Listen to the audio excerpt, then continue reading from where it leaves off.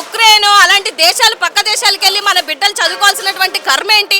5,000 కోట్లు పెడితే ఇక్కడ లక్షణంగా 2,005 మంది దగ్గరగా డాక్టర్లు అయ్యే అవకాశాన్ని నేలకు తీసేలాగా చేస్తూ మళ్ళీ మీ చేతగాని ప్రభుత్వాన్ని మీరు సమర్థించుకుంటూ ఇవాళ కాలేజ్ ఉన్నా కాలేజ్ లేదంటే ఇంకా మనం ఏం చెప్పగలుగుతాం సార్? సో డెఫినెట్గా రాష్ట్రంలో ఉన్నటువంటి ప్రజలు ఇవాళ స్పీకర్ గారు చెప్పినా లేకపోతే హోంమంత్రి అనిత గారు చెప్పినా వాళ్ళ కళ్ళకి అడ్డపడినటువంటి పచ్చకామెళ్ళు విడిపోయి ఇవాళ కాలేజ్ ఉందా లేదా అనేది వాళ్ళకి కొంచెం నాకు తెలిసి ఇంకొక 2-3 అవర్స్లో తెలియబోతుంది. చేతగాక ప్రైవేట్ వ్యక్తులకు అప్పచెప్పడం ఏంటి?